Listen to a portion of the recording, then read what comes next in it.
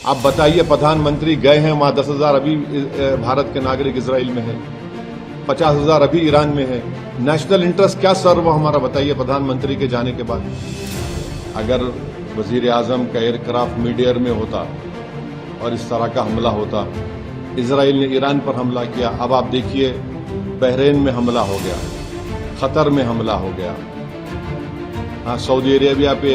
Iran और Israel की सीधी जंग में दुनिया में तीसरे वर्ल्ड वॉर की आहट तेज कर दी है, क्योंकि जंग अब ईरान, इजराइल और अमेरिका के बीच नहीं रही, बल्कि मिडिल ईस्ट के कई मुल्क भी इसमें शामिल हो सकते हैं, क्योंकि ईरान ने बदला लेने की खातिर एक साथ 7 देशों में मौजूद अमेरिकी सैन्य ठिकानों पर बैलिस्टिक मिसाइलों से हमला कर दिया है।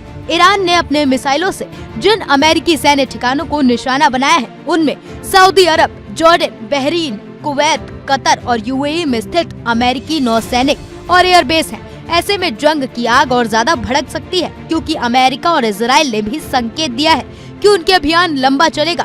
खैर, महायुद्ध की इस चिंगारी के बीच पीएम मोदी का इजराइल दौरा और फिर अचानक युद्ध की शुरुआत, बस इसी बात पर AIMIM प्रमुख असदुद्दीन ओवैसी ने पीएम मोदी से सीधा सवाल किया। सवाल खुद पीएम मोदी की सुरक्षा को लेकर, सवाल ईरान और इजराइल में फंसे भारतीयों को लेकर और सवाल इजराइल से भारत के संबंधों को लेकर।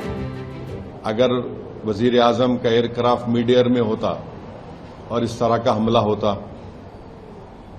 तो फिर इसका जिम्मेदार कौन होते? और वजीर आजम को, प्रधानमंत्री को देश को बताना है कि क्या नेतन्याहू ने उनको ये बताया था कि इजराइल ईरान पर हमला करने वाला है, और अगर बताया था तो फिर वजीर आजम को चाहिए था कि वो फौरन, प्रधानमंत्री को चाहिए था कि फौरन अपना इजराइल का दौरा खत्म करके देश को वापस आते।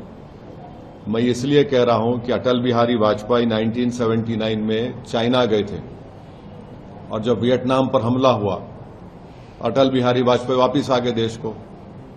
और अगर इजराइल ने नहीं बताया कि वो यूएस के साथ मिलकर ईरान पर हमला कर रहा है, तो फिर ये तो इजराइल ने हमको धोखा दिया। देश के 133 करोड़ जनता को इजराइल ने, भारत की, धोखा दिया है, बिट्रे किया है। उन्होंने प्रधानमंत्री के विजिट को इस्तेमाल किया है ईरान पर अपने एक वल्गर अटैक के लिए, और उन्होंने प्रधानमंत्री के विजिट को इस्तेमाल किया है ईरान पर हमला करने के लिए, और जो जेनोसाइड उन्होंने फलस्तीनियों का किया है गाजा में, उसको कवर अप करने के लिए। और तीसरा, उसमें मैसेज ये जाएगा कि भारत ईरान के साथ नहीं खड़ा है, भारत इजराइल के साथ खड़ा है। और भारत को क्या हासिल हो रहा है इस हमले से, बताइए। AIMIM प्रमुख असदुद्दीन ओवैसी ने ईरान इजराइल जंग के बीच कुछ सुलगते हुए सवाल उन भारतीयों की सुरक्षा को लेकर भी उठाए हैं जो मौजूदा वक्त में ईरान और इजराइल में फंसे हैं। साथ ही साथ समूचे गल्फ कंट्री में भारतीयों की ये तादाद करीब 10 मिलियन है, जो युद्ध के बीच अपनी जिंदगी की खैर मांग रही है। कि 10 मिलियन भारत के नागरिक गल्फ कंट्रीज में रहते हैं, 10 मिलियन।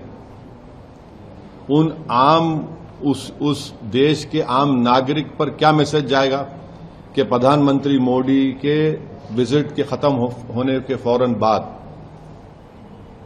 इजराइल ने ईरान पर हमला किया, अब आप देखिए बहरीन में हमला हो गया, कतर में हमला हो गया, हाँ सऊदी अरेबिया पे हमला हो सकता है।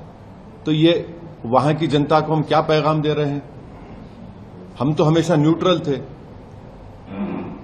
देश के प्रधानमंत्री को और बीजेपी को समझना चाहिए कि हमारी 80 साल की जो लेगेसी थी कि हम न्यूट्रल थे इस मामले में, आज उसका क्या हो गया बताइए। और फिर बहुत गलत मैसेज गया है तमाम ये गल्फ कंट्रीज को, चाहे बहरीन हो, कतर हो, इराक हो। और हम जानते हैं कि कतर होश कर रहा था कि सीज फायर हो गाजा में, इजराइल ने वहां पर हमला कर दिया, बॉम्बिंग की। इसमें भारत का बेनिफिट क्या है बताइए। और प्रधानमंत्री के साथ जो आपकी बरादरी मीडिया के लोग गए थे कवर करने के लिए, वो भी फंसे हुए इजराइल में, अब उनका क्या होगा? तो ये जो,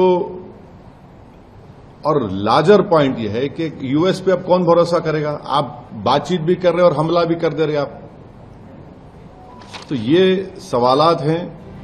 ओवैसी ने सरकार से ये मांग की कि ईरान में जो 50,000 और इजराइल में जो 10,000 भारतीय नागरिक हैं, उन्हें वापस लाया जाए। सिर्फ एडवाइजरी जारी करने से सरकार की जिम्मेदारी पूरी नहीं हो जाती। इस पर इसी पर यही कहना है, हम उम्मीद करते हैं कि जो 50,000 अभी भी भारत के नागरिक ईरान में है और 10,000 इजराइल में है, उनको वापस लाया जाए। सिर्फ एडवाइजर इशू कर दी आप बताइए, प्रधानमंत्री गए हैं वहां, 10,000 अभी भारत के नागरिक इजराइल में है, 50,000 अभी ईरान में है, 10 मिलियन पूरे जीसीसी कंट्रीज में है। किसको नुकसान होगा बताइए इससे? ये हमारे 10 मिलियन भारत के नागरिक अपने गाढ़े खून पसीने की कमाई भारत को भी जाते हैं फॉरेन एक्सचेंज के तौर पर। नेशनल इंटरेस्ट क्या सर्व हमारा बताइए प्रधानमंत्री के जाने के बाद? ये हमारे सवालात हैं। Thank you very much.